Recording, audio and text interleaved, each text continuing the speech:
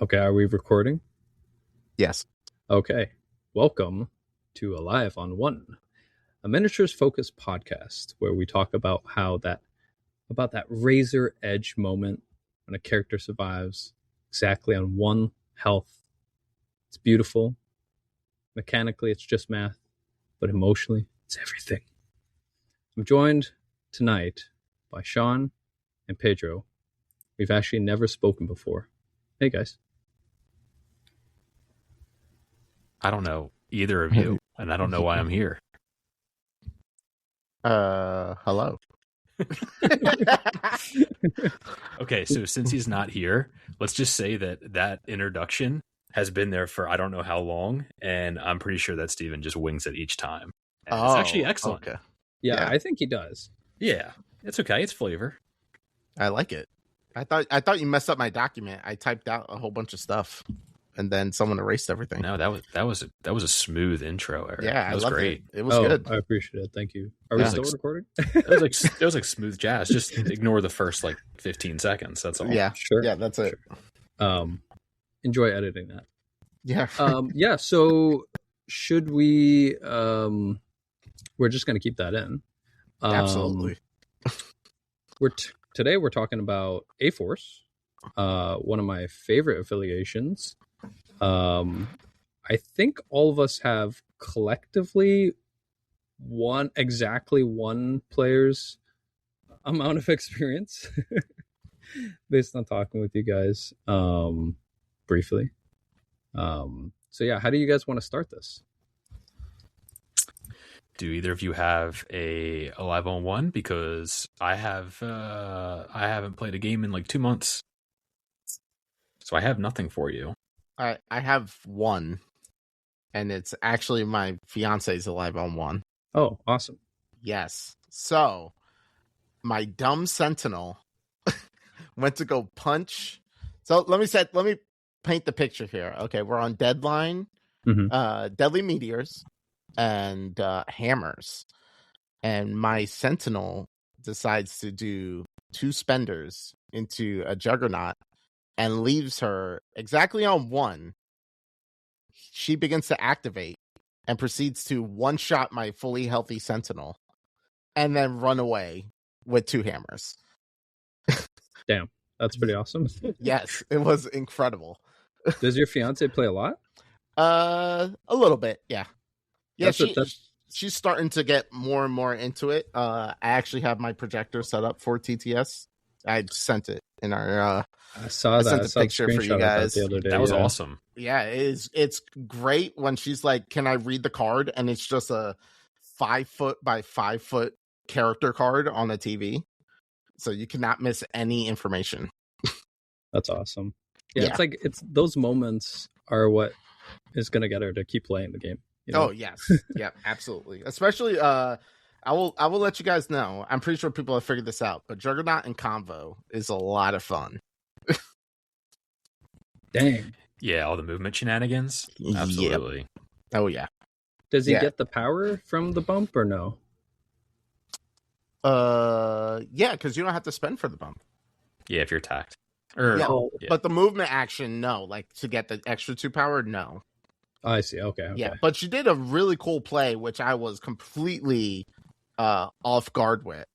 But she had Wong passive power to Juggernaut, and then he picked up a hammer, moved, shuffled over to me, and then punched me with 9 dice to try to get me off the point. And I was like, oh, I did not see that coming. So luckily, she didn't get the wild, but my Emma did take 3 damage. And then she proceeded to also flip the deadly meteor point as well. So it was actually a really cool interaction that I completely did not see. It was like definitely left field. No, that's really cool. I kind of wish my partner played MCP. You got like your own hyperbolic time chamber. I don't know if you get that reference, but you're like practicing at home all the time. That's pretty awesome. Yeah, pretty much. Yeah, it's every so often where we read cards together just to see how teams work and stuff. So it's pretty cool. It was a little tricky trying to get her in, but then Moon Knight came out that TV show, and then she was like, "Oh, can I play Moon Knight?" And that's then I was a great like, reason. Absolutely, that's a great reason. And then she was playing Midnight Suns, and now she does combo because she likes wizards. So I'm like, yeah, we got it. Let's do it. Yeah, they need more wizards in the convocation. Yes. Yeah, they need more models. They need more models. Or just make Scarlet Witch a wizard, you know. Doesn't need to be, okay. Make Loki a wizard, and that's it. Loki, there you go. All right, that's a pretty good Alive on One. Does anyone want to do hobby catch-up? Sean? I haven't worked on anything in a long time. Yes, yeah. For those who don't know, I've been away for a little bit, taking a little bit of a hiatus. I had some personal stuff come up in life, and finally feels good to be back. But I have not touched any models, painted anything in a while. But you guys know, I'm going to be a father in like a month. So guess who's going to be painting nonstop when that happens? Yep. Congratulations. Thank you very much. I know. I'm gonna right now assume that's the case, and then just flow with it. Just get your sleep in now, buddy. You're gonna be. It's gonna feel like the Night's Watch for the first few nights, but yeah, that's after a little bit of time, you're just gonna learn to run off of no sleep, right? It just becomes natural. Mm-hmm. That's it. All of us are gonna turn into Jin. Just the night owl. The night owl. He's always on TTS. Yep, I'll be asking for games at 2 a.m. There you go. Yep. I don't know how they do it. God bless them. I always wake up to go back from it. I'm like, you guys playing at 2 o'clock in the morning? What's going on here? Yeah. What about you guys? Anything? I want to get. I'm running a league, hobby, not a league, but a narrative league at my store. So I don't do any hobbying, but there are literally like 10 people doing some of the best hobbying I've seen in this game. Like somebody just did a Alfredo size 3 taco truck and like printed out menus for it and put it on the model. Oh, that's awesome. Yeah. So these guys are going off. So I'm just in awe. They're theming. Oh, for sure. Yeah. That's sweet. That is very sweet. I have one of my secret loves in this game is Elsa. And I love Elsa-led Midnight Suns, even though they're inherently terrible. And I really want to find a cool way to paint them up and theme them. I haven't found anything yet, but I'm trying to look for some really cool ideas for the future because that's probably my next project. That you could do like I've seen some of the cool like Sin City, like the black and white sort of noir style. Yeah, that'd be cool. That'd be that. I mean, Monster Hunter, something like that. I could probably find something cool. I really Monster Hunter would be cool. Yeah, I want to mess around with some OSB, so the object source lighting, or OSL, whatever I said. Yeah, because that's something that I'm right now working a little bit to get better at because it's such a tough. I mean, it's pretty advanced, and I'm jumping into a lot of Shatterpoint and. Painting lightsabers is like, if you don't know how to do it, then spend a good amount of time figuring it out because it can make your models look like pristine. True. There's a really good guy on Instagram. I think his name's El Minstro. Something like that. You're not talking about Sarastro, are you? No. Okay. He's excellent. Yeah, so Sarastro's awesome. Shameless plug. He's awesome. Yeah. Well, I'm trying to. Ooh, I shouldn't plug another podcast. I'm trying to get another podcast to interview him. Steven's not here. Wink, wink. Well, you know what? Let's just. Oh man, I'm gonna get in trouble. No, let's not do that. Let's not do that. Cool dude. He might be on somebody else's podcast soon. But there's Al Minstra, I think is the guy. He does only OSL. I don't think he's actually touched an MCP model, but check him out on Instagram. He does crazy things with ink for OSL, which you wouldn't think cool. Works, cool. But it does. So I'll have to check that out. I'll have to look into it because that's it's also really cool to watch somebody do it because I have zero clue where to start when it comes to something like that. Yeah, he does like step-by-step videos. So yeah, and then also when you're doing that, when you kind of pull the light out and fade it onto the character or on whatever it is that you're painting, you got to make sure you do it right, because you're basically just throwing another color over something you worked hard to paint. So it takes a lot of practice. Yeah, it's a skill for sure. It's for some people it's a career. Pedro, what have you been up to? Painting my Halo Flashpoint stuff. Dope. That's a cool game. Yes, it is a lot of fun. It's easy, and people should check it out. But no, just painting all my Halo stuff, and then I just started painting Spider-Man 2099 because he's been a rock star lately, so he deserves some color instead of my sea of gray. Nice. So, you're gonna hit the old painting effect, the shiny new model syndrome, where you paint him up real nice and then he does nothing for you. Yes, I know. I can't wait for that. Perfect. Love it. That's a hobby in itself. It's so rewarding. You're like, you do the best paint job and you're like, yes, this is my best work, and then you roll all fails. All skulls into skulls. Yeah, exactly. Yep, skulls into skulls. That's the best way to play Web Warriors. Skulls into skulls. That's certainly the meta now, right? We've entered into the skull meta. Yes. Dormammu. Yep, Dorm. Blue Marvel. Maybe. Yeah, Blue Marvel. See? Yes. Scarlet Witch when she finally becomes combo. Cough, cough. Yeah. They need to touch her up a little bit. But yeah, Scarlet Witch is a nice little tease for later, right? Yeah. For sure. Yeah. I would love to cover her. Okay, yeah. So upcoming events. I know Steven's probably like in the editing room, like, what are you guys doing? Get to the actual podcast. Yeah, he's like shaking his head. Yeah, so let's talk about upcoming events. We got CaptainCon at the end of this month. Jin and Shane York are going to be running it.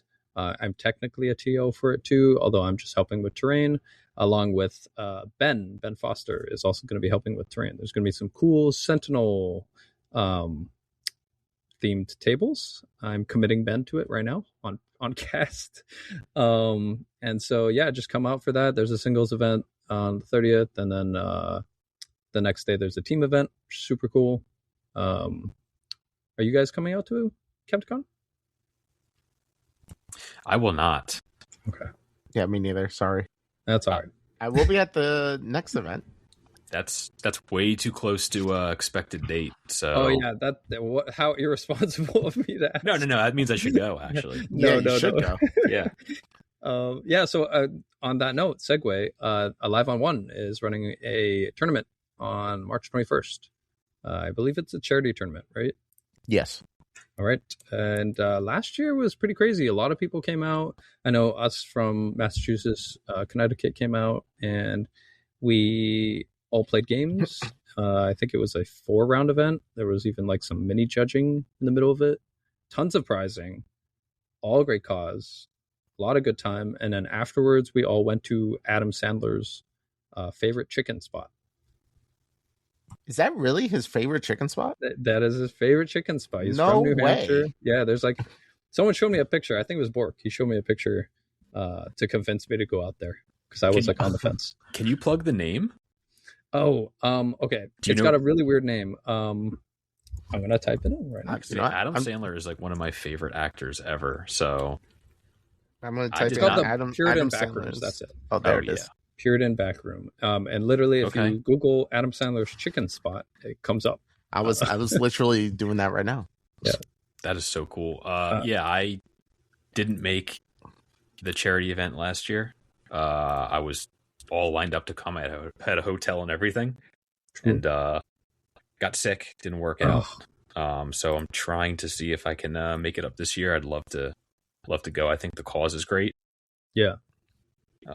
I just recently lost my father to cancer, so I think it's a super, super, super awesome cause, and I love what we're doing with this. So love to be able to kind of come up there and support everybody and have a good time playing games. Yeah, absolutely. Sure. Bring the baby. Sorry to hear about that too. Yeah, thank you. Appreciate it. Yeah, I'll bring the baby. Yes. So Baby he could be a TO. Baby can learn disappointment from a very early age. Yeah, right. Have him roll at like 1 die. Yeah, just have the baby watch their father just go 0-4. Yeah, yep. It's a good way to start it off. True. All That's right, how champions are made. I'll let you know that. That's right. That's right. Baby's going to come out and I'm going to show a Dark Stars card and go, look at this. The rest of your life is going to be just like this. Be like this. It doesn't get any better, buddy. So that card and Human Torch's card, and there's one more card. I think it's Crystal's card. Those are like 3 cards that are very similar to me that like make me want to build lists around them. But side tangent. This entire podcast is side tangents, but Human Torch, I messed around with him for a while, and I think he's fun. I don't think he's good, but he's fun. I will actually have to agree with him because I played him in Shield, and he was actually interesting. Yeah, he's cool. I mean, he can fold, real bad. But if someone lets him do his thing, he's actually kind of cool. I'm gonna have to check him out. He's definitely a miss, but in certain ways, yeah. But he's certainly very like. So in some ways he's thematic, and then some ways he's not. It's a very interesting character kit, but cool nonetheless. Yeah, the only thing I hate about that model too is his tactic cards is like so weird. Yeah, that, and I hate the spender.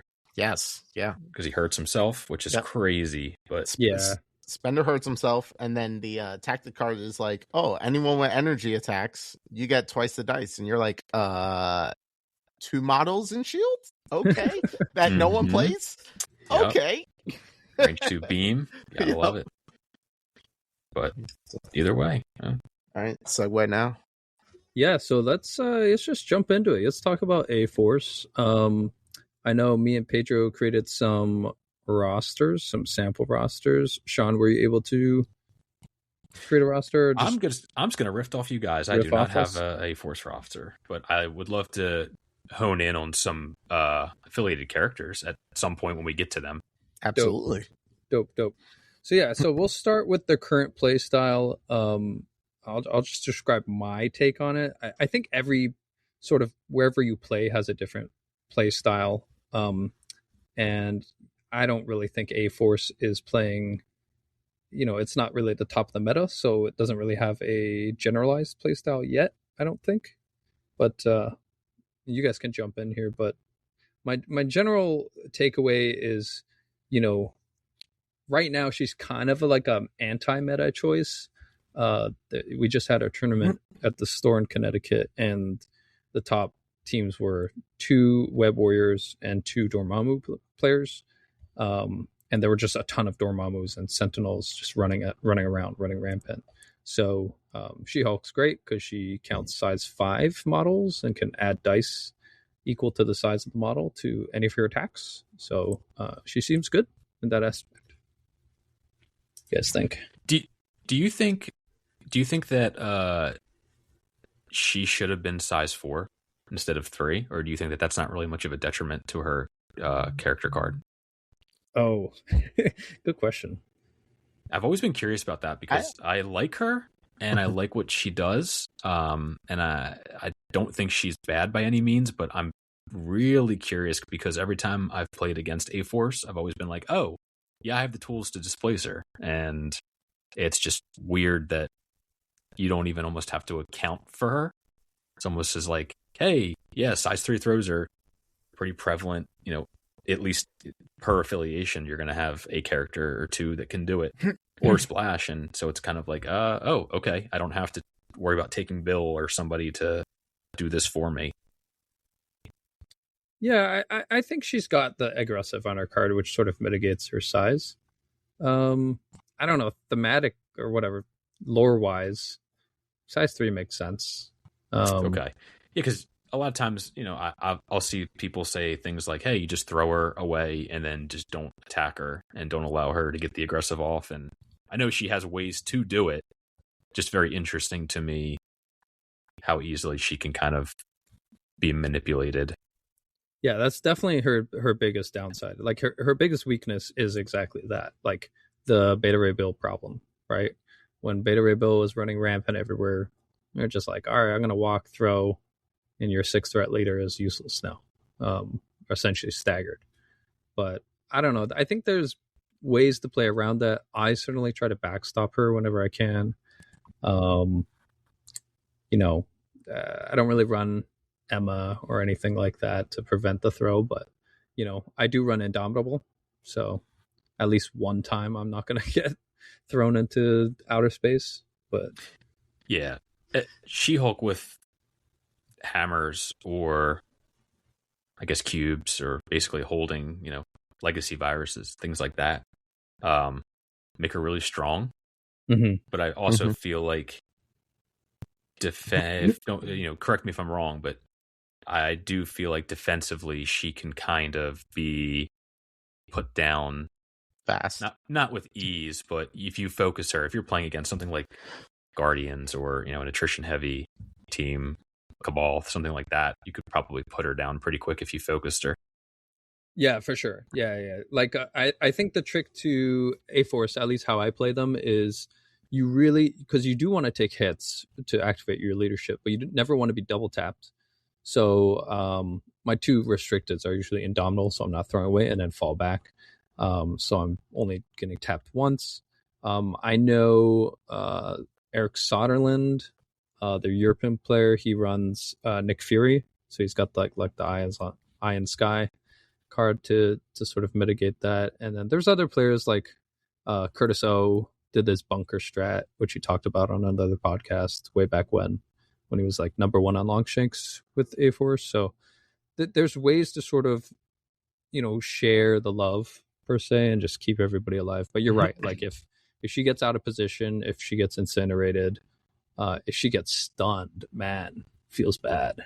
Yeah, one of my speaking on that, Eric, one of my TTS, the Secret War games, early on in the tournament, I think it was either my first or second game, and it was A-Force. And my opponent did something really cool where he basically bunkered up She-Hulk with Okoye and Widow and gave Black Widow extracts, and I physically could not take them off of her because she was basically so walled up, like castled up in the corner with bodyguards, that it was nearly impossible. So I just kind of called it a loss and moved on, which was kind of cool, in a situation where you need that to happen. I mean, there's some really cool things that A-Force can do for sure. I don't know if She-Hulk being a must-take 6-threat leader really harms the affiliation. I can't speak to that. I'm sure it's something you could probably touch on.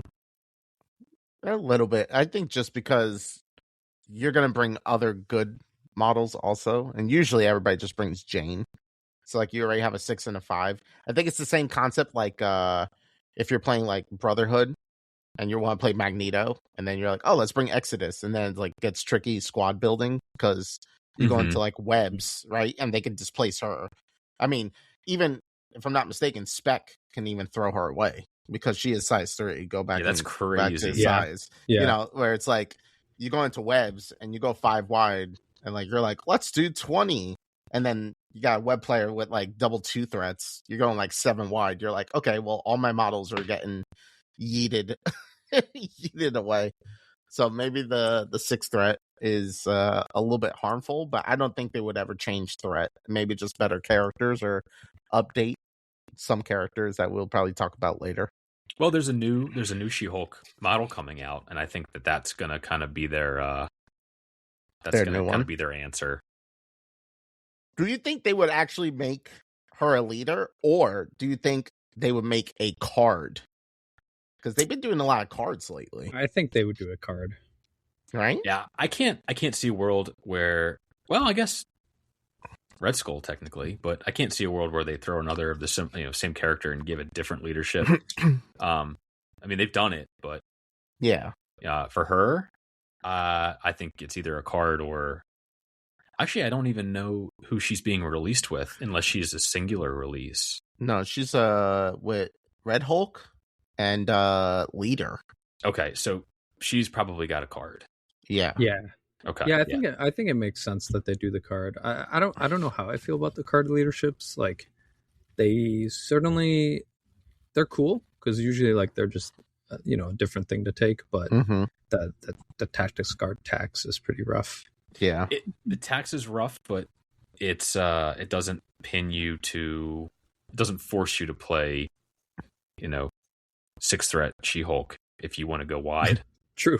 Maybe the 6th threat is more of a tax. Yeah. Well, I guess it kind of allows you to play a different type of game than what they would typically play. Because I would assume, and I could be wrong here, but I assume that if you are kind of going She-Hulk, Jane, you're probably playing 4 wide. Yeah. But, I mean... Yeah, pretty much. I would assume Okoye is also... Yeah, like stapled. Yeah. Yes. Yeah. I will let you know she's stapled. Okay. So there you go. Yeah. Because you want to make like bodyguards. You don't want your 6th threat to get like deleted. Sure. Yeah, so exactly. I mean, you brought up like webs, Pedro. You brought up webs, which have 2 threats affiliated, and so does A-Force, right? So I know people play really tall with A-Force. That might be. I mean, it's probably still working. Webs have 1. Oh yeah, that's true. But I think Wong is affiliated is like Wong. No, Wong is an honorary web warrior. Yes, you are correct there. In my mind, I was just like Wong is a web guy. Yes. Yep. But yeah, so actually we have 2 affiliated 2 threats with A-Force. So, I think the intention was to go really wide with A-Force because A-Force has they probably have the best character pool in my opinion. And that might be a hot take, but I don't think so. I don't disagree with that. Yeah, right? No. They have like the coolest. One of you guys was saying it earlier. The chicks. What was the phrase? Slick chicks. Slick chicks. Like they have the coolest models in the game. They got Black They Cat, do. Yeah. One of the best 3s. They have Domino, in my opinion, one of the best 3s that people don't really think about. Great Dorm counter as well. Yep. They got Medusa, Amazing 4. They just have the cream of the crop. Yeah. But Jane, Angela, like you got a lot of good stuff. Yeah, they even have Shuri, which I didn't realize was A-Force until just this second. So they have the Black Widow, which is my favorite Black Widow. The 4-threat Widow. Yeah. Yep. Yeah, she's great too. She's not. You're kind of right. There's a lot of really cool, good models, good characters here that you really don't see on the table very often. Yep. They even have Gwenpool, and she's my favorite. I played her in Syndicate, and MODOK lead with her making shields with wilds is really annoying to kill her. It's like takes forever to die. Yeah, I personally love 2-threat Widow. I think 2-threat Widow is so underrated. Yeah. She needs I think she needs parting shot. I think she'd be done. Yeah, I mean, yeah, they're for what she does, she's great. I mean, yes. But yeah, I kind of want to ask you guys too, because I've never seen her on the table and I've never played against her, nor have ever played her. But has anyone played the Captain Marvel, the Cosmic Avenger in A-Force? I just did. Okay. Can you give some, some thoughts on it? Yeah. So I was very excited having painted her up. I think like she's one of my favorite posed models out there. I love transform characters too, right? Whenever you can get more models on the table. And I play in humans a lot, so I'm used to sort of playing a character you just like drum up with power and then they kind of go off. So I was thinking she'd be good in A-Force. The downside is she competes with Jane, right? In the 5-threat slot, most people are playing Jane Foster. Some people are playing Angela still, but not so much after the throw changes. Very little players are playing Scarlet Witch. I think more people should be playing her. But yeah, I tried out Cosmic Avenger. She's good. I mean, when she flips, she's awesome. And with the leadership, you can kind of keep her flipped. She's, if let's say you're not able to use the spender, right? If you're being conservative, like you double in her binary form, you double binary blast. And then you get a throw off. you still have 2 power. So if you are feeding her like 2 more power that turn or the turn afterwards, she can kind of pop off again the next turn. The downside is I spent a lot of my games just sitting there hoping my dice would help me, right? Like smart opponents are going to ignore her, so she's not going to get the power up she needs. And then you really got to hope to get some sort of cracked dice on 5 dice on your Photon Blast or 6 dice on the Sonic Boom. So that's just my take. She was a little lackluster. She sounds like someone who should be taken in Inhumans, where you can just keep passing her power to get her to be right. Because I would assume that, like you said, I mean, her binary form looks incredible, but I guess it's the inconsistencies of a 5 threat. Yeah. Well, here's the other thing is that a lot of people think, or maybe I just think that a lot of people think that once you're out of power, you immediately transform. It is a May. Right. So you do not have to transform. You could stay there and just keep on feeding her stuff. But like, you got to ask, like, sure, she's good, but like in her flipped form, Jane Foster kind of already does all that. Yeah. Right? Yeah, you're right. She has a charge. She has a 6-die builder that's actually longer range, which has a throw on it. You know, I don't know. It's about the sort of opportunity cost. I want to love this model. I really do. But having played her, I was just like, oh man, I just want to play Jane Foster instead. Wow, you're not kidding. Her binary form is very similar. You're right. Yeah, it is. Yep. The only good, I think, really good thing is that you do have diceless displacement, but then it's like, just in case you're dice whiff, because dice and MCP, we all know, swing really hard. You know, so we were always not guaranteed a wild, but having the diceless is cool. But yeah, she basically, I will agree, she does do what Jane does, but Jane is better. So do you think that she's an underrated or underutilized character, or is she kind of exactly where she should be right now? You know, it's tough for me. I don't think I have the sample size to really make that judgment yet. Sure. For me, it's just the opportunity cost. I would rather take Jane, who's like online right away, rather than a model that has to like move up and attack and sort of rely on your opponent. I think it depends on like the skill level of your opponents too. Like I took her to a tournament which had like some players who were, you know, playing very skillfully.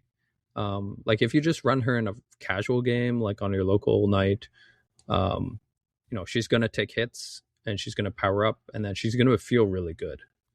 But if she's getting played around, like they throw her, they refuse to attack her, it's just kind of a feel bad moment for a 5 threat. Yeah. That's just me. I mean, I'm not trying to be a Debbie Downer. I love this. I love the model. I really do want to love her more, but she's just disappointing me. Yeah, she's certainly, yeah. I mean, if Jane wasn't here, maybe there's a little bit more of something there, but you're right. I mean, Jane even has flight to allow you to play, to be able to basically dump She-Hulk where she wants. Yeah. So she really does kind of fill all the holes. So yeah.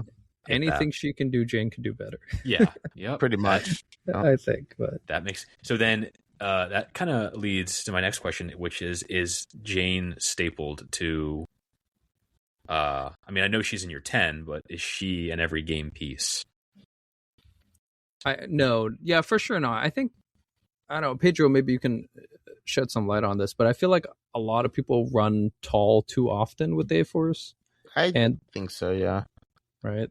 They have some incredible good threes. Like, Sean, you were just like, I didn't know Shuri was affiliated. Like, they could just go Okoye, She-Hulk, and then a ton of threes. They could go a ton of threes, yeah. Shuri, Domino, Crystal, like all this stuff. I think the thing is, like, I guess when you're looking at a lot of the 17 matchups, and maybe it's just old thinking, like you said, Eric, that everybody tries to go tall. So usually your main core four is like She-Hulk, Thor, Black Cat, Okoye. And then you just basically add to flavor, and like you upgrade one person for another. But I think wider can be better in certain setups. But I think the missions we play also determine that. Like I have like Deadline and Wedding Party, and those are like kind of tighter. So it's like then you would always bring those two. But those are like the things I would want to play versus something wide. Like She-Hulk does not rotate. Like I played enough Shield to know that She-Hulk does not want to play on the D map. It's like not a fun choice. Yeah, you don't want to split her, right? Yeah. You don't want it to split her from her friends. So exactly. I guess that leads into too then the optimal play style, because you're right. Now that I'm thinking about it, the couple games I've played have been Infinity or B shapes, and your opponent has to essentially make that choice: is where does She-Hulk go? And you can really kind of one up your opponent by kind of rotating and just being, oh well, She-Hulk's all alone. See ya. I don't care if you have an extract. I'm just going to let you sit there and do nothing for a lot of value that's wasted. Yeah. So I guess you're kind of looking for. Are they looking for a brawl? I mean, they can kind of do a little bit of everything, realistically speaking. That's why I kind of alluded to earlier, is a 6 threat She-Hulk kind of holding them back. Yeah, I would say more of a brawl, but like it's like a bunker brawl. Yeah, it's like how I see it. It's like if you ever watch like 300, like Spartans they make like this barrier. They make this like little bubble. And then like you just have Thor, who's just basically the spear guy. He's like just popping his head out, like jabbing everybody, and then he goes back in the bunker, and that's what it feels like. Oh, I gotcha. Yeah, okay. And then like you have like normally you bring Black Cat, and Black Cat's like I'm gonna like run, grab something, and then like retreat back into this like impenetrable thing, and then you also have tools that mitigate that, or like that help that also. So like I use Emma, and because I don't want to get pushed or advanced, so it's like as long as I sit there, I'm good. But the problem is like how you just brought up, having a 6 threat is hard, because like how do you bring a 6, a 5, a 4, and then like you're kind of strapped at that point. Go ahead. Go ahead. No, you go ahead. No, I was just going to say something stupid, like you just bring Squirrel Girl. So my point is irrelevant. So continue. Well, I mean, that's a great model that also I think is criminally underplayed. I don't know. I think the current style is exactly what Pedro described. It's this bunker style with like a ton of bodyguards. Some people even bring a sacrifice to triple up that sort of bunker play style. A lot of backstopping on terrain, and but I think that's bound to change. I think rescue, if I remember correctly, rescue is going to be an A-Force member. Yes, that is correct. And that's a model that I'm really excited about, because she is all about healing that. So you might think she like reinforces the bunker play style, because she heals on her builder attack. She's very durable as a model, and she's a very power hungry model. She's a model I've just been taking a look at, but I think she's actually going to reinforce this more like this B shape rather than like this pure bunker style. I think it's going to be a little bit more spread out, where you're taking one attack but you've still got a little bit of a flank. So you've got like She-Hulk and one person, and then you've got Okoye and one person, and then you've got maybe rescue in the middle, healing both sides. I don't know. I think it's cool. I think I'm excited for what A-Force has to offer soon. Yeah. I agree with you. I am hyped for rescue big time. I mean, you can ask anyone. I've been like going nuts for her, her character. Foaming at the mouth. Yeah. I mean, yes, of course. Who doesn't love Pepper Potts, right? But, yeah, exactly. the medevac is a really, really interesting superpower that I'm not even all that interested in the healing. Well, I guess it's, the condition removal or the healing. It's great, but man, a long move and then you get to reposition an ally. Yeah. Oh, it's such a great ability. And she, her kit fuels itself, which I've clamored for, on this podcast so much, where I love characters that can fuel their own superpowers. So anybody who rolls skulls to gain a power, Mysterio rolls a blank to gain a power, things like that they can essentially interact and play the game and get rewarded for it, and then use said abilities to kind of consistently keep like a train going, where Rescue can just start moving your models into perfect positioning. It'll be interesting to see what the new She-Hulk does, because Rescue with the existing She-Hulk feels odd given the aggressive, but I don't know. You guys would also know that better than I would. Yeah, I mean, you don't have to use the aggressive, right? Sure. I think this model is really cool for special delivery too, right? Because she's flight. Yeah. So, you could do... There's that card for Nick Fury. What is it called? Reposition, right? Yep. Where like people are using it now to teleport Nick Fury from one edge of the board to the other. Theoretically, you could do that with this character too, because you could medevac a Jane Foster and also get a special delivery off with She-Hulk. Yeah. Right? So you could, because you're technically advancing. So you could just... It's pretty cool. I think you could definitely position, like there's going to be a lot more mobility in faction, which is something that the faction sorely needs. I agree, because looking at some of the characters and looking at some of the tactics cards, even because I know that Black Widow, and I don't know off the top of my head, and I don't know why, but I know Black Widow has a team tactics card, right, where she can move somebody or she moves herself. I don't remember what it's called. And it's vertical assistance. Yes. Okay, so they have that. I mean, between that and obviously what you're discussing here with Rescue and all of that extra movement, a lot of long movers, I think that there's a lot of legs for a wide A-Force team of just positioning and playing the objective. Mm-hmm. And she's like a healing machine. Mm-hmm. She gains a lot. People might think she's power starved. She gains a lot of power.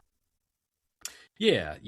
No, for sure. And then thinking about it too is she's great on something like Mcron or Macran or however you say it, right? Because I'm pretty sure that her aggressive gets her from point to point.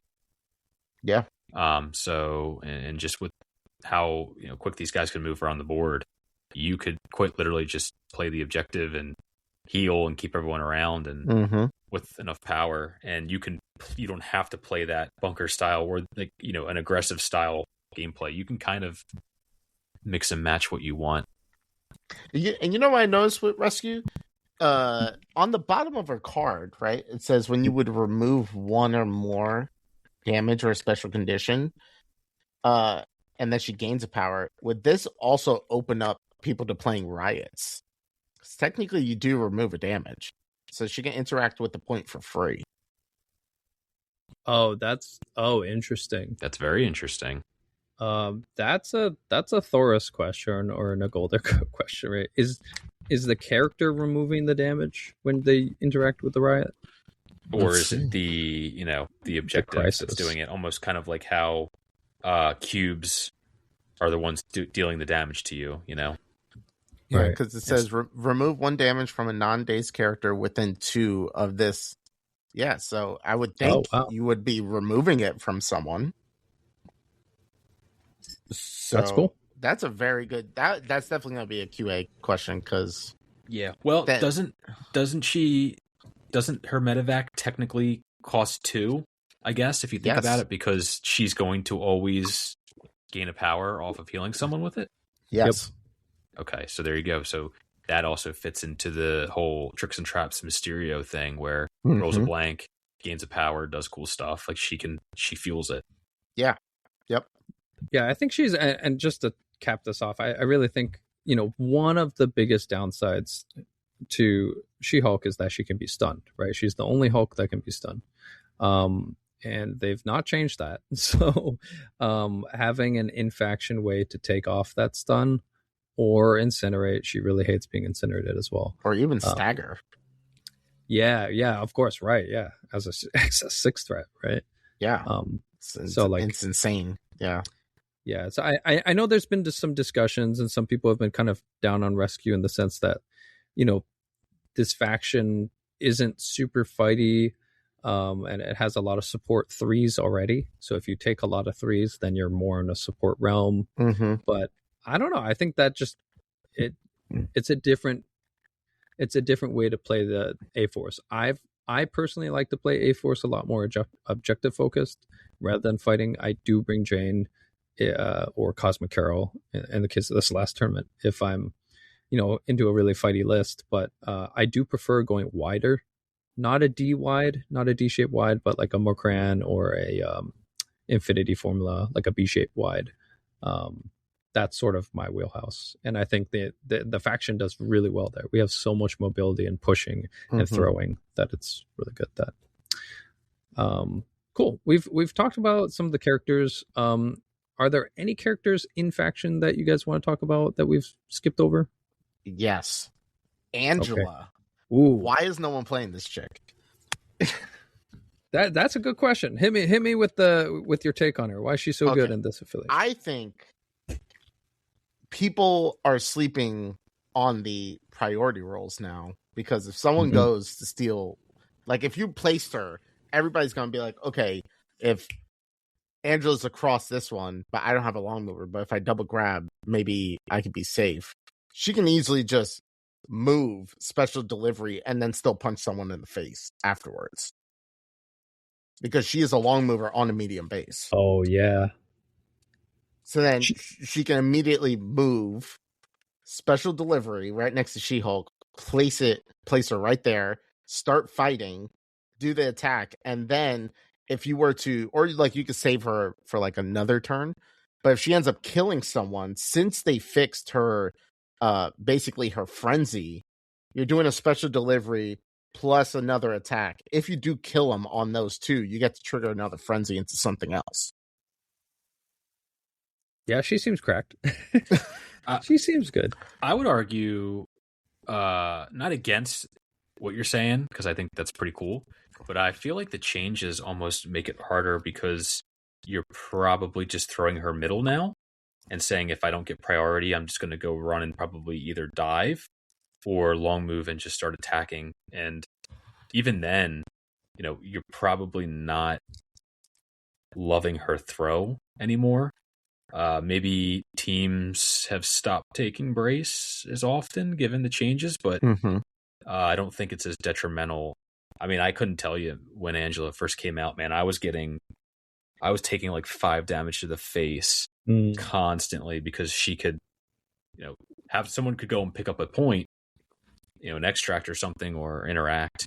Cool, there goes their power. Angela's gonna go. She's gonna double walk and toss something, and you can't brace it for 5, which is awesome and great, but just feels like those changes have kind of, in my opinion, they've limited her to almost a grabber piece, or just a kind of extend her across the board, dive an opponent's extract or something, and then it's like, come deal with me, Yeah, which, that makes, for 5 threat.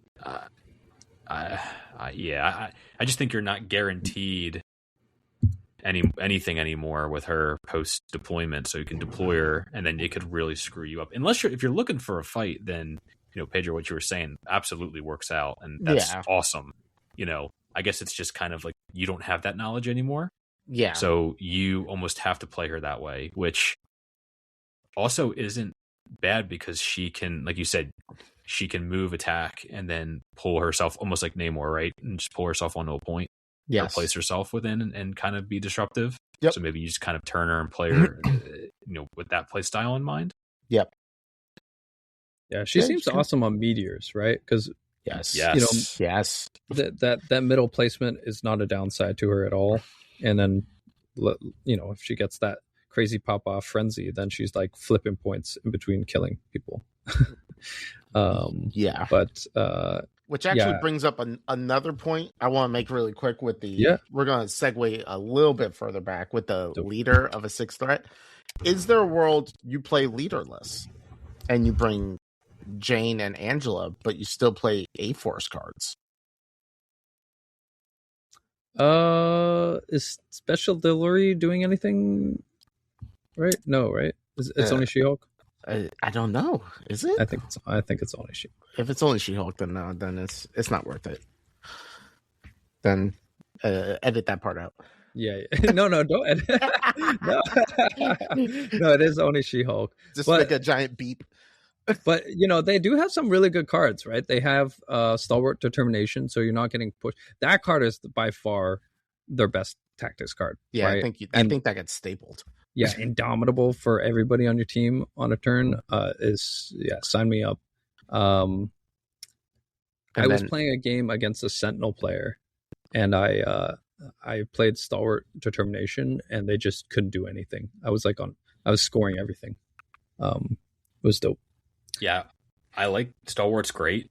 I wish that it wasn't enemy effects, so that way it could be used kind of the way Visions, the way he changes form, where even the objective, so like if you're playing scrolls or something like that, you can't be pushed by holding one if you grab it, which is really cool. But can't have everything.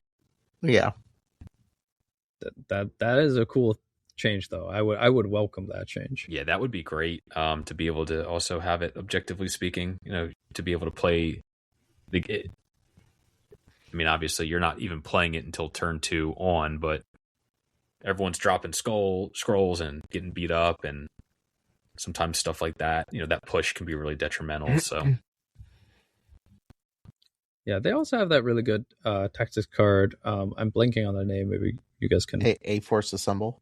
That one. That's like that's your bunker card, right? Like right. Like once you bunker, like somebody's just getting like 6 dice, usually 4 or something. Like 6 is probably never happening, but yeah. Just in case for listeners who don't know what it does, basically an A-Force character spends 3, and then when the allied character is defending against an attack this round, add 1 die to their defense roll for each other A-Force character within 2. So that's like you just said, it is the bunker card. You're like rolling a bunch of dice.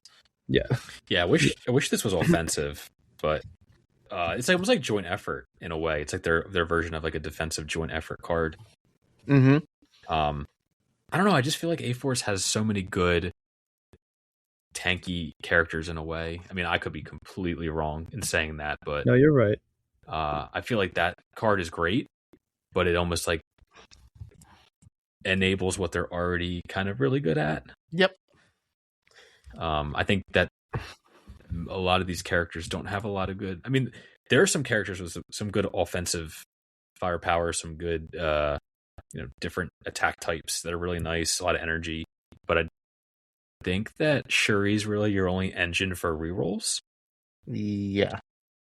Yeah, pretty much. Okay. Yep. Yeah. So it's one of those things where I like characters like Pedro. I know you like the Black Widow 4th threat, and she's great. Yeah. She lives through everything, but she could also just whip on her dice and she becomes very sad. Yes. Yep. Offensively, that is. Yep.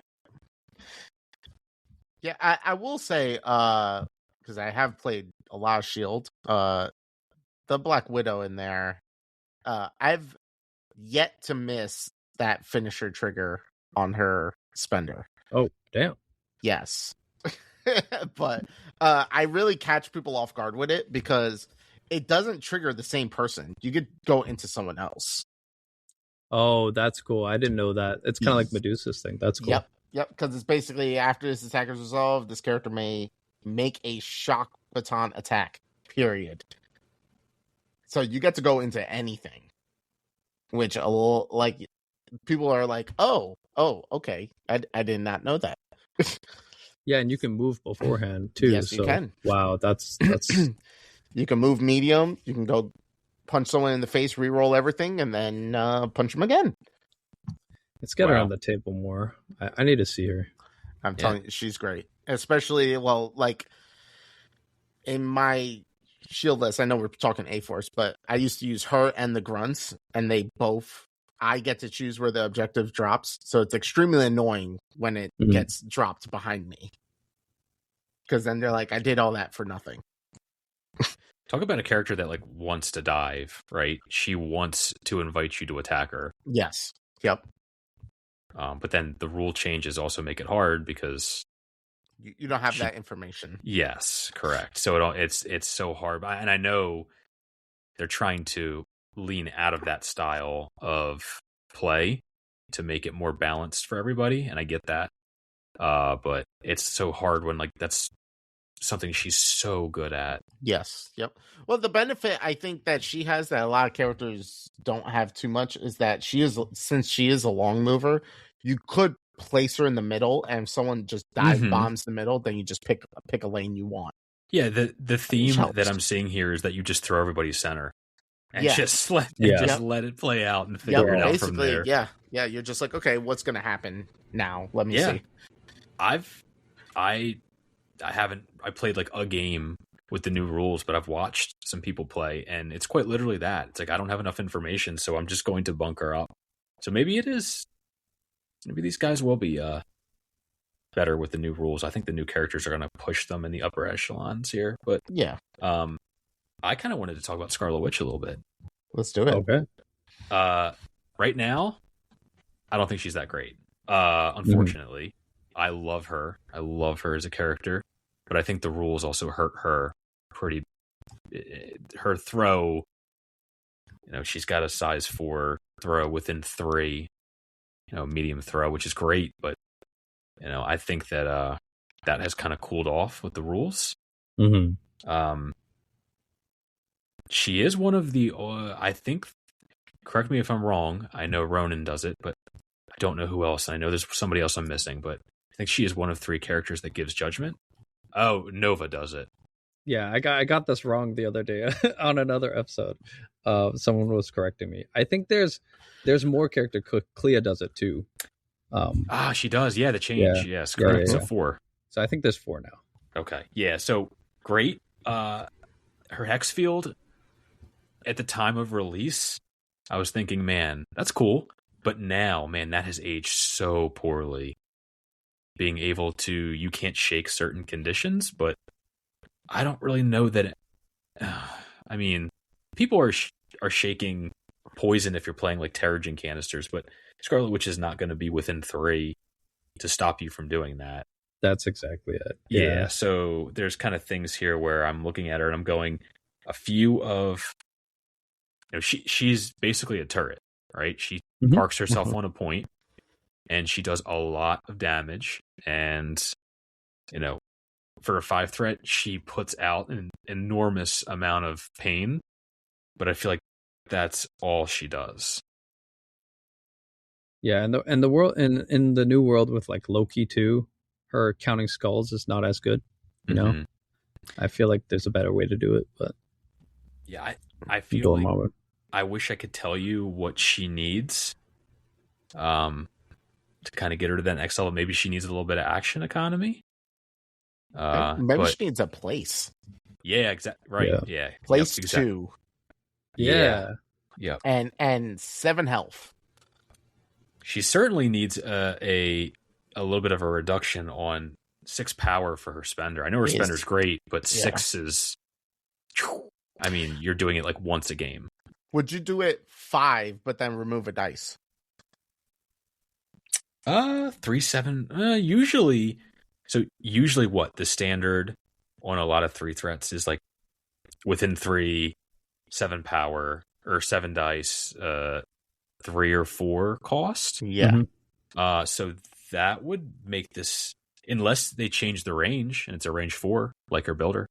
Okay. No, the only reason why is because they could do the glow up like Emma, where her flip side went to 5, but it is 7 dice. It's not that bad.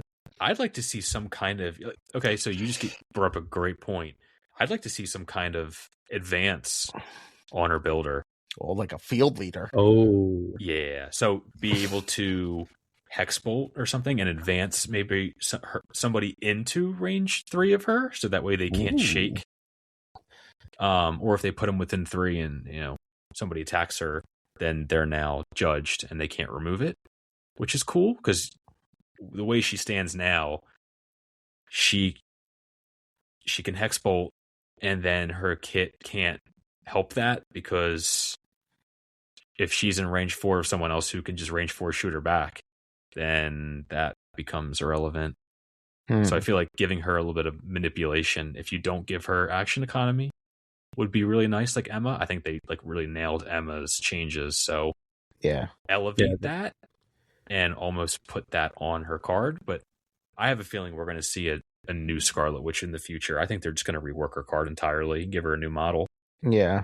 I think they have to. I mean, it's very clear, like, a lot of these things on her card are just like, what's the term? Like, just outdated. Just outdated. A lot of things are, they aged poorly. I mean, they were really strong at the time. I think everything's overcosted because she was the first model that counted skulls in its successes, right? Mm-hmm. Yeah, and she was also one of the first models, I believe, to give multiple conditions, right? Yeah, multiple conditions. So I think they said, wow, it's really strong that you could roll 3 skulls and give out 3 conditions. But that's just things like that are just the test of time has kind of broken her.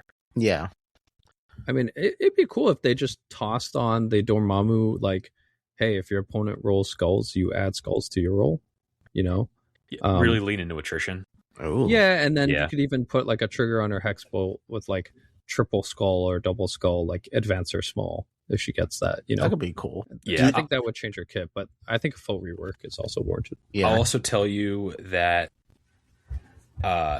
being a small base, medium move with a range 4, because I play, once again, I'm going to plug Elsa again.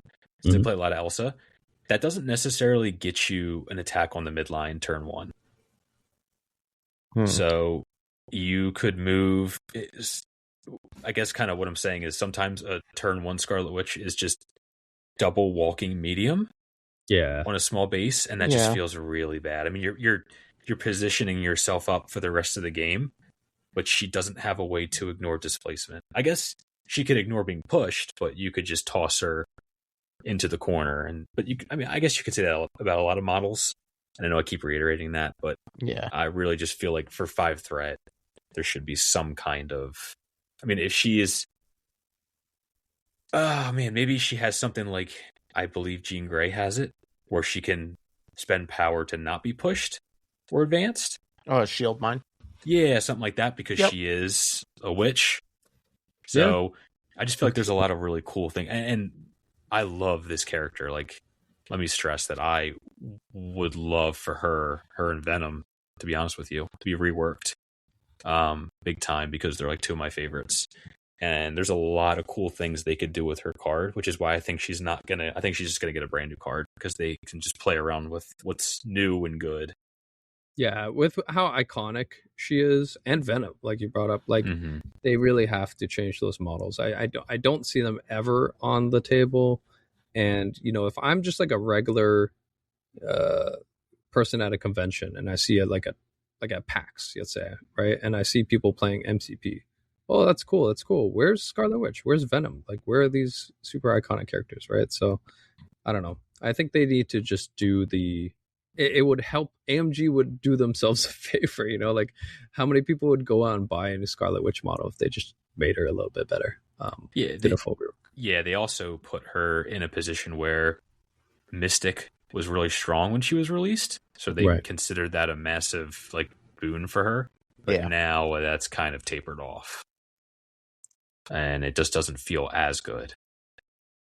Yeah, she does bring some of the best tactic cards in the game, I think. Like, No More Mutants. Yes, that card is awesome. Shutting off. So for viewers, and I don't do this often when I probably should, but for viewers, you pay 3 power for that card, and you essentially shut off an opponent's active or reactive superpower. After they've spent the power, importantly, within range 5. Right, so there's a huge bubble around her where if they're spending, let's say, 3 power to charge, you're saying nope, and they've already spent that power, so they got no money to charge anymore. And I think they've already been they've already used that ability. The card states that they have counted to use. They've counted that they've already used it once that turn, so that person won't be able to charge again. It's incredibly like a huge shutdown card. Yeah, I personally think it's one of the best tactics cards in the game, and you just don't see it anymore because you have to staple it to her. But yeah, no, if it says once per turn, see ya. Like that's it for the turn. You're done. So I agree with you big time. I love this card so much, and her others are iffy, but this one's like the must take. And I think maybe if we saw something like Demons Downtown again, not necessarily the same thing, but something similar, maybe you might see her. That's something where I feel like she kind of shined, but I just feel like the current style of MCP just does not put her in a good place. Yeah, it's the mobility issues. But yeah, Whims of Chaos, her other Texas card, is actually really good. It's like Cosmic Obliteration, which we see being played on Red Skull all the time. It's functionally a little different, but it's still really good. You can remove conditions and give out conditions. So you can suddenly just have like opponents fully hexed, fully rooted, or fully incinerated. There's a lot of different ways you can play it, but the one thing we didn't bring up with this model is that she's incredibly power starved. She relies entirely on dealing damage. So yep. Yes. Do you think, I just realized this, do you think if they got rid of Curse and then on Hexfield made it where they can't shake, incinerate, gave her ability also to gain power when people roll crits or when people spend superpowers, that she gains 1 power, like how Soul Gem works? That would be very cool. I'd love to see that. Really strong. Yeah. You know, and then give her like a place and then like 7 health. That might be too much, but I'm just saying like a ability where it's like, oh, if someone spends this power, you gain 1 power for that ability. Yeah, I think if you're doing that and you're giving, I think that you're probably not going to give her a place. I think you probably do one or the other. Yeah. And then just say, hey, I'm committing to the fact that this character is a turret who's just going to absorb power and spender you. Yes. And it's going to suck. Yes.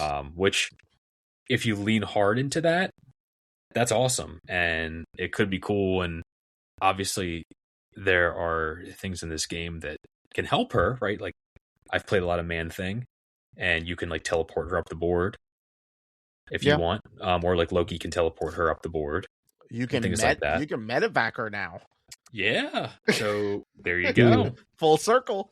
And she's also not exactly she's not a very tanky piece. I know she counts skulls on everything, blocks and everything. I guess she's better in that aspect where her throw got worse, but her survivability got better with throws. Yeah. Which is cool. Yeah. But she also doesn't. She can be hit pretty good. So yeah, maybe someone like Rescue can move her back into position. Unlocking this team. Look at that! Love it. Best model in the game already. And I also realized why they don't have her in combo, because as we all experienced years ago, people were playing Ebony Maw with Shush, but if Scarlet Witch is also affiliated and you have 2 types of those cards, that would be extremely annoying to play into. Yeah, plus the mobility that she would get from it. Just keep bouncing herself up the board. Yep. So I would welcome a better version of her in A-Force for sure. Yep. All right. And I think there's also talks of her being affiliated in Mighty Avengers, but I don't know anything about Mighty Avengers, so That would be really cool. Yeah, you've got Sam Wilson, I think, in Mighty Avengers as well. Yeah, so you can basically airlift her around. Yeah. Again, these are all speculation because they haven't released the affiliation list yet. Which is crazy because it releases in a day. Tomorrow. Like, where's our list, guys? Yeah, it'll come. Maybe it's just out right now. We're not even. They gave us that Ronin Echo box. They gave us a whole affiliation like almost a whole week, week or two in advance. Almost it felt like. Yeah, when we've got teams for CaptainCon hoping to run Mighty Avengers, but they don't know what models are going to be taken from the team members. So we'll have to see. Go ahead. Oh, I was just going to say, how do you, I guess, speaking off of kind of models specifically, how do players, kind of work around A-Force and, kind of win their matches against them? How do they stop Jane, who can just be fed power to do whatever she wants every turn? I mean, you brought it up initially. Just models that displace them do incredibly well against them. Teams that don't have to fight or do attacks. So, like, Web Warriors are incredibly strong against them, especially because almost every model in A-Force is size 2 except She-Hulk. So they just get displaced all the time.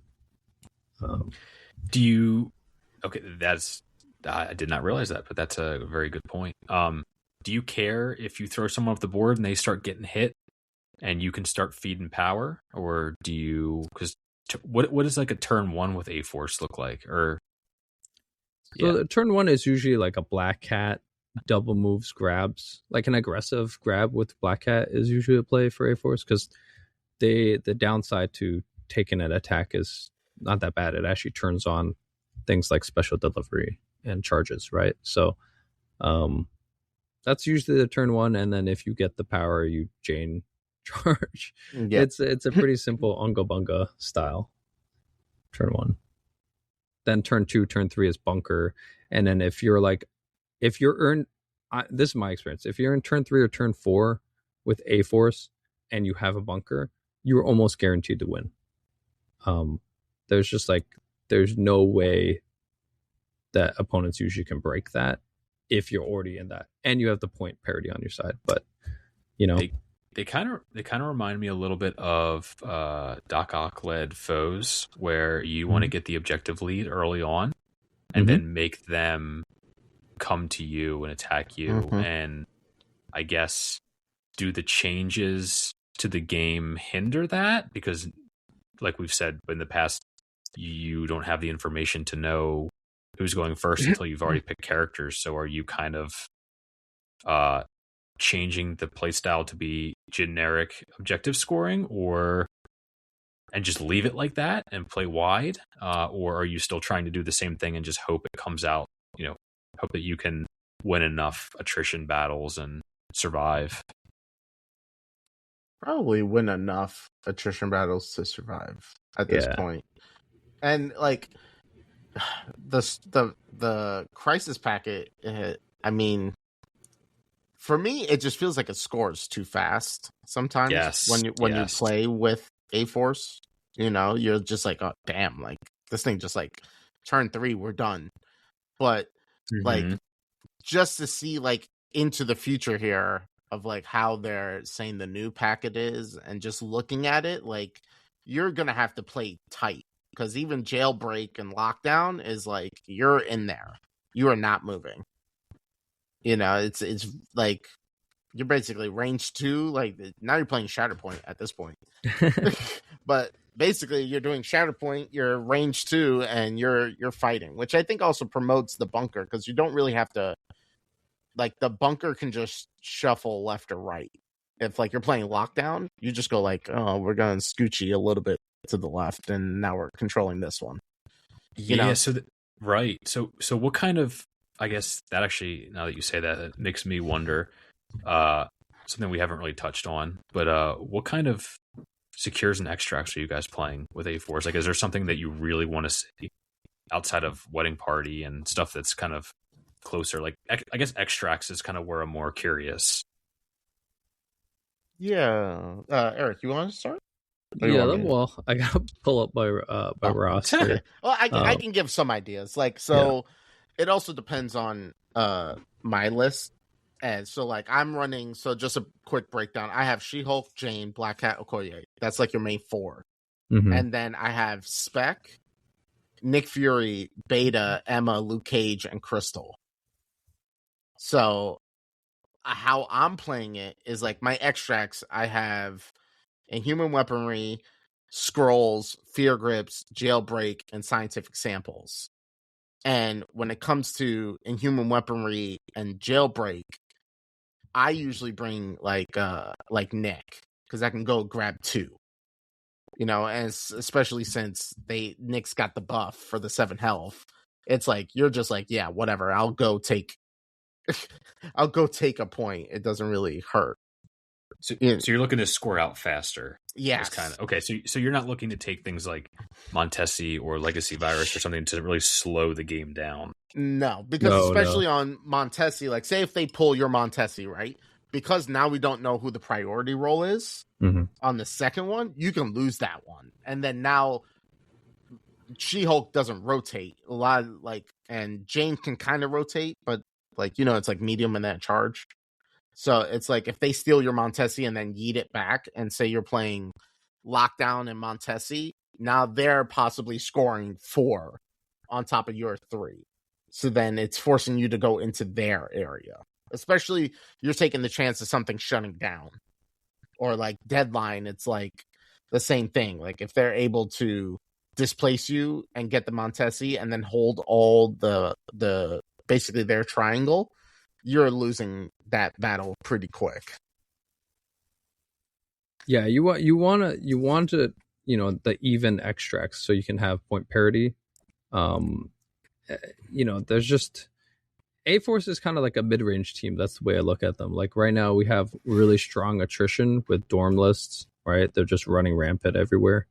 And before that it was Thor, there's the Shadowland Daredevil list out there with Mephisto and Loki 2. There's incredibly strong attrition lists out there. And this leadership tries to leverage that, right? So it's okay fighting, but it doesn't want to fight, if that makes sense. Like the health of our models, like we don't have the crazy tankiness. We can take a hit, we can move around attacks with bodyguards, fall back. We have a lot of bunker positioning as well, but we can't take sustained hits. So I'm choosing a lot of mid-range stuff. I'm not going Montesi. I'm not going Deadly Legacy Virus. I'm avoiding all the 3 scoring extracts. I actually take going to Secures here, but I actually take Superpower Scoundrels, and I take Wedding Party as well. Oh, talk to me about Scoundrels. Is that really because of She-Hulk being able to excel? Yeah, so like I feel like there's never a time in a Scoundrels game where She-Hulk's mobility issues are going to be like a downside. I would agree with that. Yeah, she can always get to a middle point, and she has a throw, so she's really good at displacing. The way someone described her was like she's Okoye plus Beta Ray Bill combined, which is just for the superpowers. And in that sense, like Scoundrels is perfect because with the medium base, you can actually bodyguard people on another scoundrel point.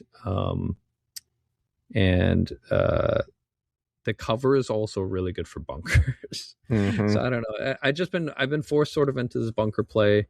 And I know we brought up some splashes out there. I also love to bring Beta Ray Bill. He's like my honorary A-Force member. He pretty much shows up in all of my A-Force games because he loves getting past that extra power. He's super tanky himself. He has the throws, so you can double up on the character throws. So I don't know. He fits well with She-Hulk. I could see you're kind of both doing the same thing almost. I actually wanted to point out real quick that something you said earlier, Eric, but I actually really like Stalwart with Dormammu because of the push that hexes you from attacking him. Yep. So I actually wasn't even thinking. As soon as you said that, I'm like, man, you're right. Dormammu is everywhere, and he is something that you actually have to play around now.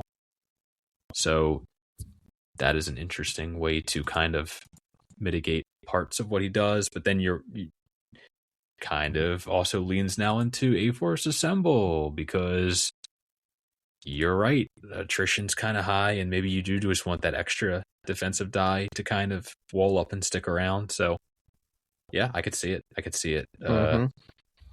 Again, I feel like A-Force. I mean, do they do well against like an attrition meta? Or is it more like, I can just outscore you while you just try to beat me up and fail? I think that's what they end up doing, right? Okay. Because they're kind of like a mid-range team. So other than some, like I'm going to bring this up. Bork's not, he might end up editing this out. But we played a game on TTS the other day. And we set up, he was playing Dorm, I was playing A-Force, and he, got Dorm to the midline, and I just, turn 2, I just did a 12 die builder into him twice, right? Yeah. Nice. And then you just got to smack Dorm. Just smack Dorm, and then turn 3, I killed Dorm. Yeah. And then we just re-racked. There you go. Nice. Then we just re-racked. Yeah, but I mean, so she can fight, but against the big boys, she can fight. But again, and then we played another game after that where I just got actually smoked. And then and then I played at this most recent tournament, and I played into a Dorm player with A-Force, and their Dorm just smoked me as well. Like, I think the attrition is just so high on that side that Sean, you brought this up earlier, like a 20 health model can just get deleted, Yeah. Especially if she get hexed. Look at Dormammu. We just talked about it, right? He's 22, right? So yeah, front and back. And one of the keys is just to kind of take him off the board. So, yeah, I don't disagree. Which, do you think that She-Hulk getting updated is actually a detriment to her? Because they did say, like, she is going to be 10-10.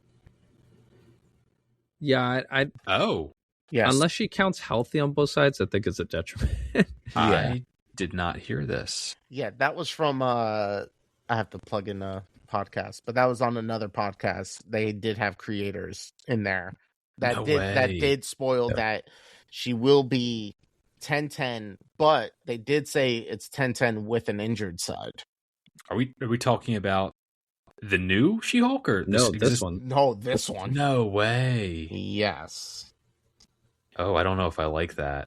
Yeah. I read it as a nerf. I read it as a nerf also, but I think they're going to rework the whole character because there's no way you do 10-10 and keep everything keep everything else. It's no way. Oh, if you're going to give her an injured side, then you have to make her stronger. Oh. Yes. Yep. Yeah, that would be a feels bad moment if you have a 6 threat injured and you're just like getting outscored by 2 healthy 2 threats and stuff. So yeah, I wonder if they do like 10-10, but they give her like 4-4-4 as her defense, and like just bump everything up a notch. Wow, that's interesting. Yep. Yeah, I could see that for the new She-Hulk model, but that's quite a change to the existing. Yeah, that's a massive change. Yeah, so that's where it's as they already discussed it. It's a little like I don't know if you play the 6 threat at that point if the model kind of stays the same. If they just did literally injure side and say, okay, we're just going to do defense, I still don't think she's viable as a 6 threat. Wow. Yeah, she's already on the lower side of 6 threats for sure. Yeah. Yeah. Wow. Okay. Well, there's one thing I've been wanting to ask you guys, and I haven't got the chance to ask you, but do you guys like value steals in A-Force? A lot of our conversations seem to kind of work around the fact that, these guys can either fight or they can bunker up. And you have quite a few models here that can steal. Mm-hmm. So is that something that like you look at when you're list building? Yeah, well, Black Cat's in all of my games. So. Right. But what about I mean, I don't know if you're playing Spider-Woman or if you have, but you can. The only problem is I think the list building when you want to bring Bill the whole time, you could go spicy and bring Miles. You literally feed him 2 power, he moves and spenders someone. Yeah. That's another option. Yeah. You know? I'm just curious if it's kind of one of those things where you're survivable to an extent. I mean, obviously double tapping, no good. But if it's something where you kind of just lean into protecting your core pieces and then just having them steal and come back to you and kind of rotate the board as needed with other pieces and kind of just score out. Yeah. I mean, you could do Spider-Woman. I don't see a world where you don't. You know, she's good. I mean, you still got your long mover, you still got your martial artist, you still got the steal, and you got the place. Yeah, the extra power I feel like doesn't help her as much here because I feel like what she really needs is more consistency on her attacks. Yes. In order to basically, that's what it comes down to. Yeah. So that's she's a good character, I think, but maybe just not in A-Force. Yeah. I like her in Shield. And I actually doing the new webs that Spider-Verse thing. She's actually pretty cool because you could be like exactly 3, they hit you, you bump out of range, and then they can't really do anything.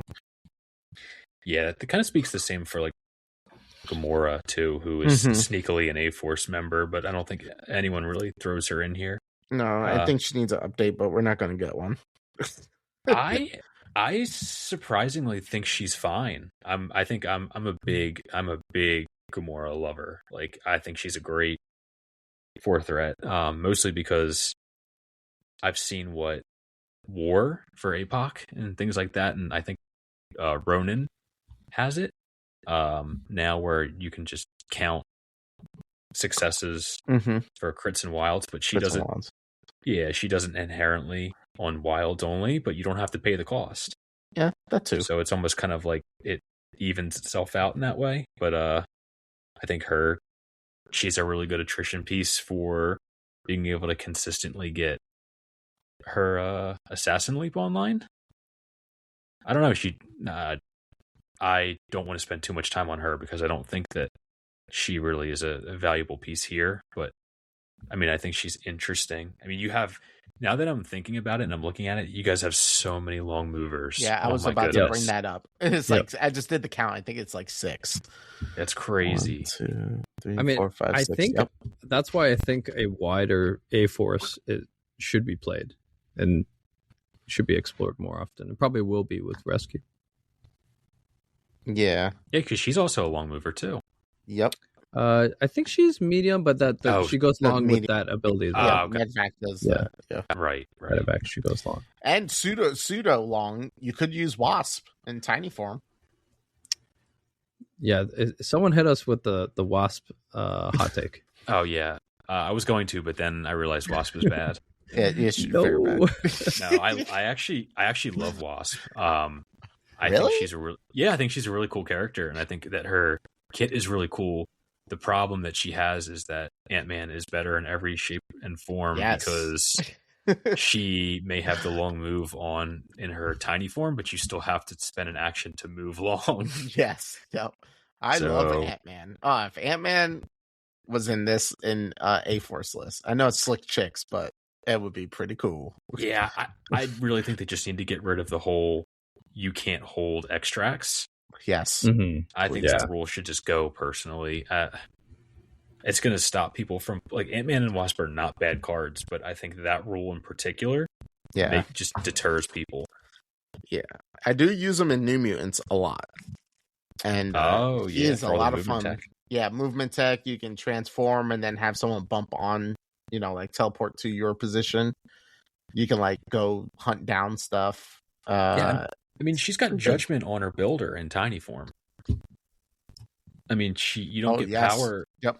Yeah, for the Stinger Blast. I mean, it's an insanely good builder for a 3 threat, and you just don't see her because, I mean, she's got Baron Zemo's Spender. Yeah.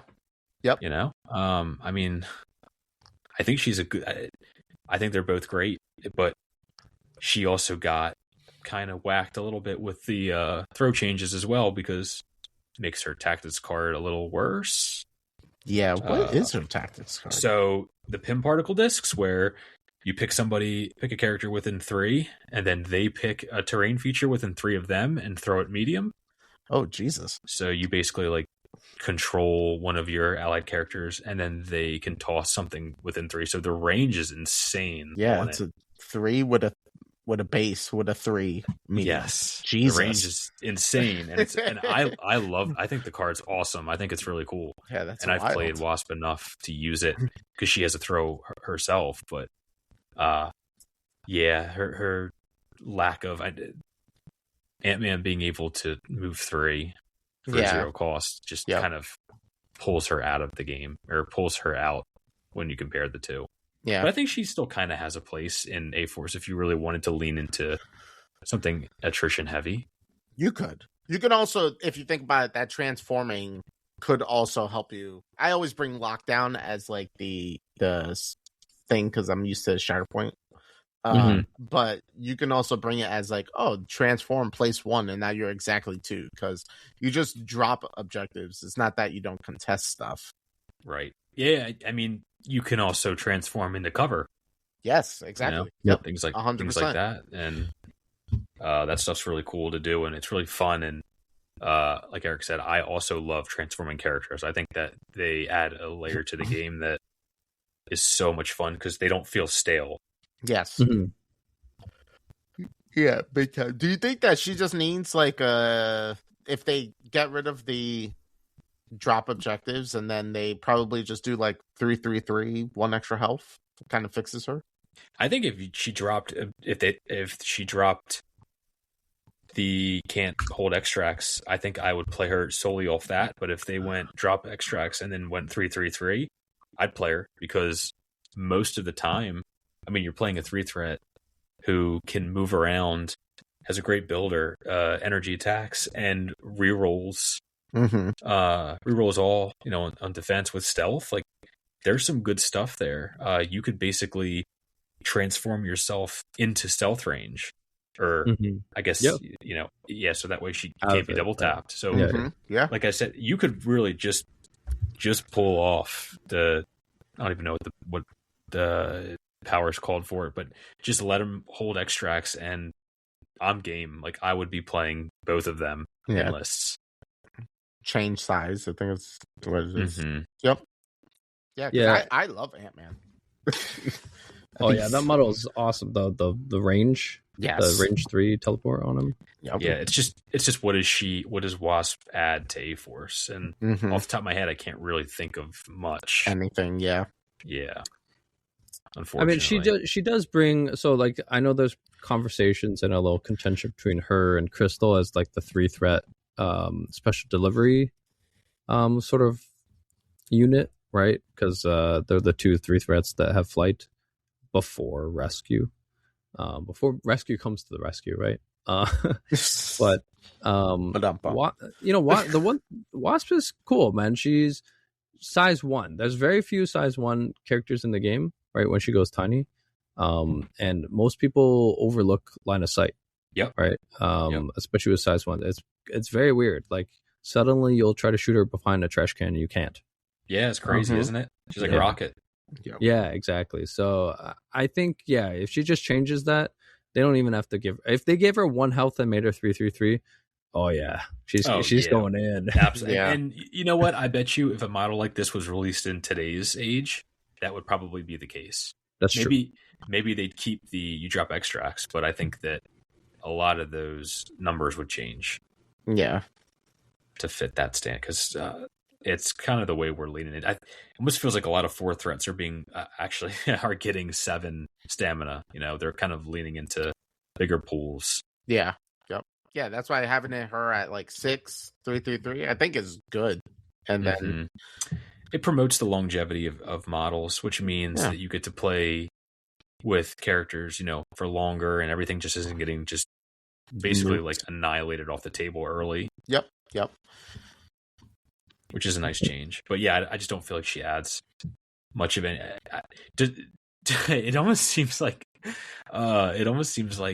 special delivery is kind of what you're doing, right? Because it seems like all these models have flight, and you're like, hey, how does this work with special delivery? How do we get She-Hulk up the board? Mm-hmm. Yeah, that's the key. I think once you get She-Hulk in a position where you're like, okay, I lock down this spot and I'm not moving, then that's where the game really takes off for you. I think it's just the initial setup. I don't know if that's more correct, Eric, but you can elaborate. Yeah. I mean, sorry, I was kind of lost there for a second. I got distracted looking at the upcoming boxes for She-Hulk. But... Oh, you were looking at Rescue again. Yeah, understood. Yeah, I was just got you. You were just going over the card again. Here's a good question for you. Okay. So she comes, and this is the questions for both of you. So think about the answer. It's a very simple question. She comes with helmet and without helmet. Are you building her with the helmet or without the helmet? With helmet. With helmet. Really? See, I'm the other way. I want to go without helmet. No, I hate faces. I even hate my face. Oh my god! Okay, well, damn. Dude. All right. There's no mirrors at Pedro's house. Nope. The mirror's in the closet right now, so we're good. Wow. Definitely with. I think her helmet is really, really cool looking. Yeah. I think helmet all the way. What the thing is? It's the face is okay. I just hate when hair does that, where it just goes like flat. And it looks like a plate. I hate when I know it's supposed to look like it's supposed to be wavy and stuff. Yeah, it's supposed to look like it's wavy. Yeah, I hate when they do that. Like I like stoic hair, like Adam Warlock's hair. I actually don't mind it. Like I think it looks actually pretty good because it's like slick back and everything. You're like, okay, yeah, this looks cool. But sometimes like the hair just like throws me off. I don't like how it usually looks.